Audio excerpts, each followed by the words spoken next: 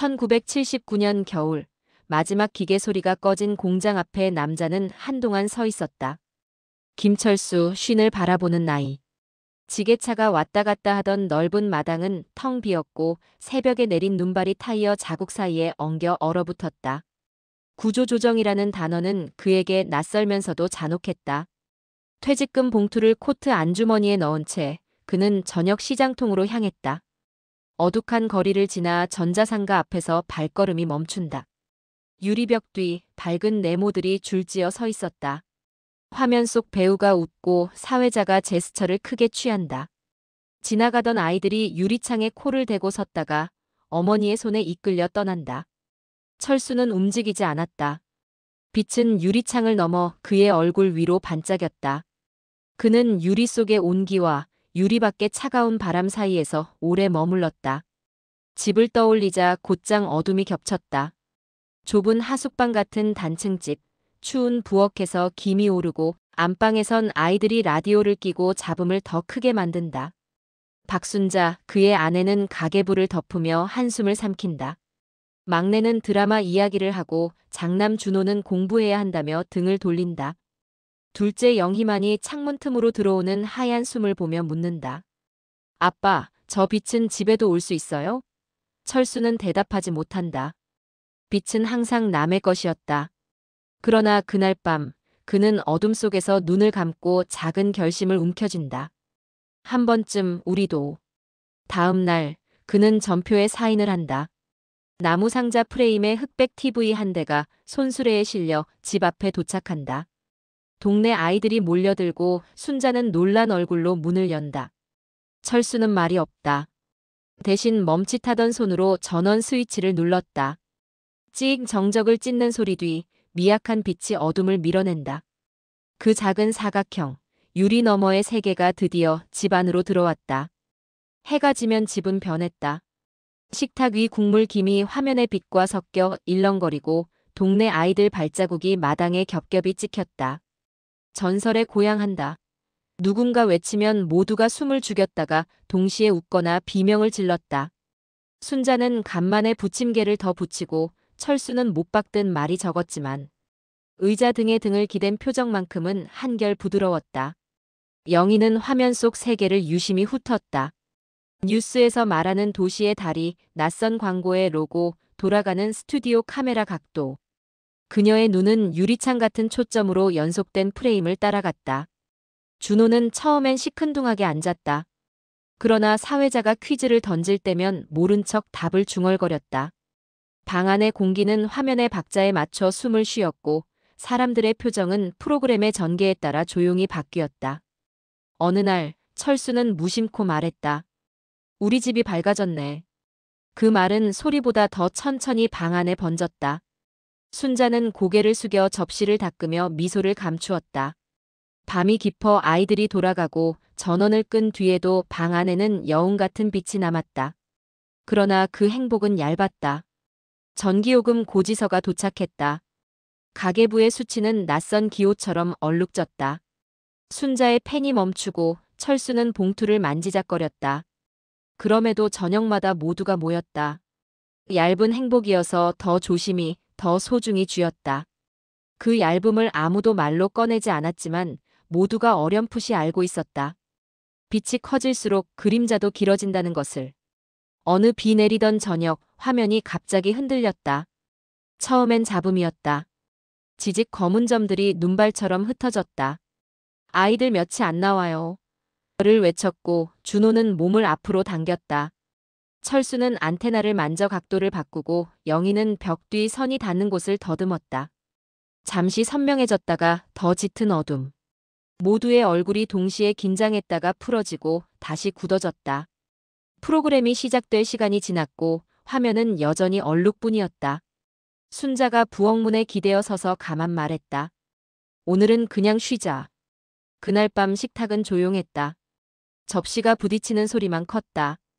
준호는 교과서를 펼치며 툭 내뱉었다. 어차피 이런 거 없어도 사는데. 말끝은 가벼웠지만 공기는 무겁게 내려앉았다. 철수의 어깨가 눈에 띄게 내려갔다. 그는 창밖을 오래 바라보았다. 다음 날 아침 철수는 출근 대신 구직 공고를 훑고 돌아왔다. 낮 동안 영희는 학교를 다녀와 TV 옆에 앉았다. 뒷판의 나사를 조심스럽게 만져보고 손가락에 묻은 먼지를 털었다. 순자는 말렸다. 건드리면 더 망가져. 영희는 대답 대신 고개를 끄덕였고 그날 밤 불 꺼진 화면에 자기 얼굴이 어둡게 비치는 것을 오래 지켜보았다. 작은 균열은 소리 없이 퍼져갔다. 모이던 발걸음이 줄었고 집안의 목소리는 다시 각자의 방으로 흩어졌다. 그제야 모두가 알았다. 이 기계는 단지 볼거리가 아니라 서로를 한 곳에 묶어두는 얇은 실이라는 것을. 다음 주말 영희는 오래된 전파사를 찾았다. 간판에 페인트가 벗겨지고 문고리 옆에는 낡은 광고지가 겹겹이 붙어 있었다. 종 울리는 소리와 함께 안으로 들어가자 금속 냄새와 먼지 쌓인 진공관들이 나란히 누워 있었다. 카운터 뒤 노인은 눈을 가늘게 뜨고 묻는다. 학생이 뭘 찾나? 영희는 두 손으로 공책을 내밀었다. TV의 모델명, 뒷판에서 베낀 회로의 대략적 그림, 고장 증상. 노인의 표정이 미세하게 달라진다. 누가 그려줬지? 제가요. 노인은 느릿하게 고개를 끄덕이며 서랍을 뒤적였다. 이런 건 이제 잘 안 쓰지. 그는 몇 개의 저항, 진공관, 낡은 드라이버를 꺼내더니 값을 묻지도 않고 밀어주었다. 기계는 마음이 있어야 돌아간다. 서두르지 말고 불 끄고는 만지지 마라.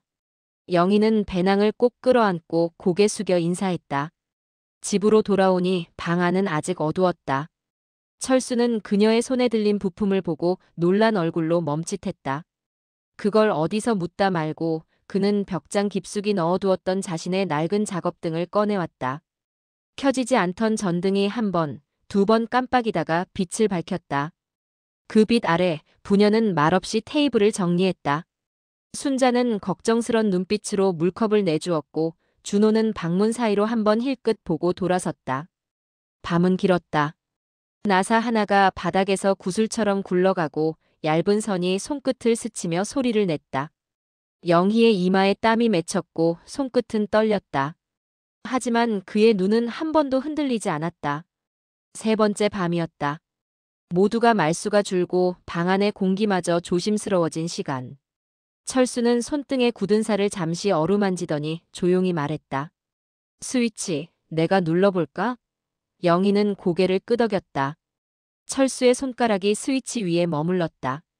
순자는 멈춘 호흡을 천천히 내쉬었고 방문 틈 사이에 준호 눈동자가 아주 작게 흔들렸다. 딸깍. 아무 일도 없었다. 모두가 동시에 실망을 감추려 시선을 내렸다. 그때 어둠 속 어딘가에서 미세한 전류 소리가 흘렀다. 찍점 하나가 화면 중앙에 찍혔다. 점이 실처럼 길어지고 가느다란 수평선이 번졌다. 눈발 같은 잡음 속에서 마치 누군가 멀리서 천천히 커튼을 여는 듯 화면이 밝아졌다.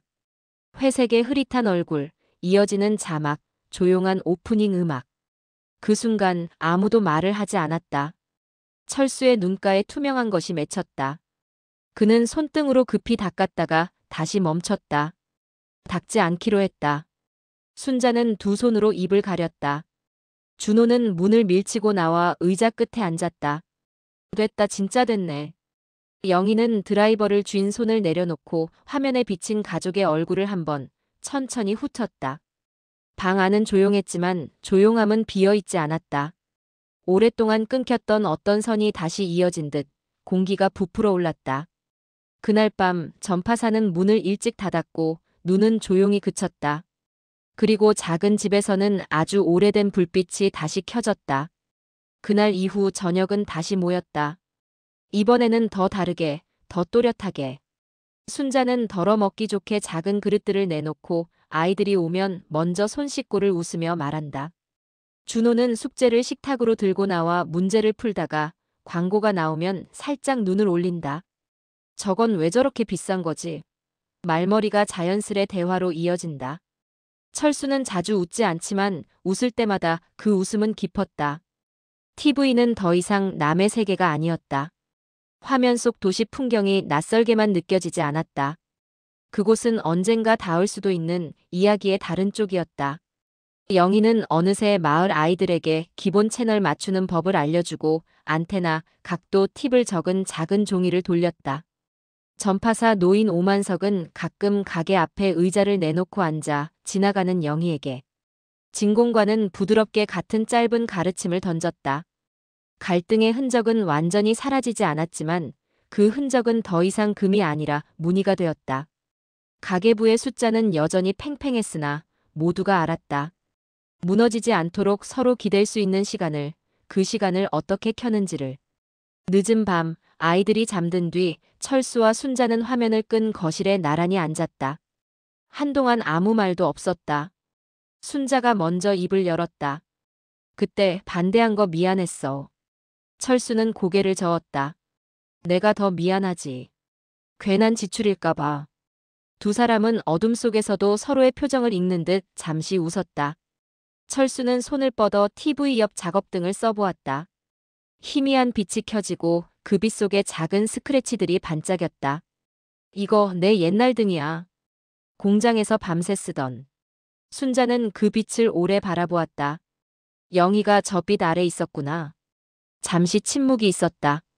바람이 창틀을 스쳤다. 순자는 낮게 말했다. 당신 울었지? 철수는 대답 대신 시선으로 얘라고 했다. 오랜만이었어. 뭐가 이렇게 그는 끝을 얼버무렸다. 울음에는 이유가 너무 많았다. 실패, 두려움, 그리고 안도. 그 모든 것이 같은 자리에서 동시에 빛나고 있었다. 그날 밤 두 사람은 한마디도 더 보태지 않았다. 하지만 그 침묵은 오래 묶어둔 매듭이 조용히 풀리는 소리와 닮아 있었다. 수십 년 후 영희는 오래된 골목을 걸어 전파사 자리에 멈춘다. 간판은 사라졌고 새 간판 아래 카페가 들어섰다. 내부에는 빈티지 TV가 장식으로 놓여 있고 그 앞에 앉은 젊은 사람들이 작은 화면을 배경으로 사진을 찍는다. 유리창에 비친 자신의 얼굴을 보며 그녀는 얕게 웃는다. 휴대전화가 진동하고 화면에는 손주의 영상통화가 뜬다. 할머니, 오늘 방송 나왔어요. 손주의 뒷배경에는 LED 조명이 번쩍인다. 영희는 이어폰을 꽂으며 길가 벤치에 앉는다. 아주 오래전의 작업등 같은 겨울 해가 기울고 도시는 거대한 화면처럼 반짝였다. 그녀는 조용히 중얼거렸다. 그때의 화면은 세상에서 제일 따뜻했지. 머릿속에 선명하게 남아있는 장면이 있었다. 점 하나가 선이 되고 선이 얼굴이 되고 얼굴이 가족이 되던 밤. 그 작은 불빛이 방 안을 비추던 그때 아버지의 눈가에 맺혔던 물기, 어머니의 손끝 떨림, 준호의 굳은 표정이 풀리던 순간. 화면은 작았다. 그러나 그 화면이 켠 시간은 컸다. 영희는 전화를 끊고 카페 창가에 놓인 낡은 TV에 손바닥을 가만대 보았다. 차가운 유리 너머로 자신의 주름진 손이 겹쳐 보였다. 그녀는 그제야 알았다.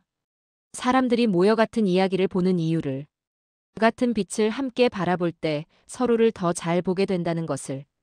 바람이 지나가고 카페 문이 열리며 따뜻한 공기가 흘러나왔다. 영희는 자리에서 일어나 집으로 향한다. 현관을 열면 TV는 오늘도 켜질 것이다. 화면 속 세상이 어떤 이야기로 바뀌든 그 앞에 모여 앉는 얼굴들만은 변하지 않으리라. 그 작은 불빛이 계속되는 한 그 집의 하루도 다시 시작될 것이다. 어제와는 조금 다르게, 그러나 늘 서로를 비추며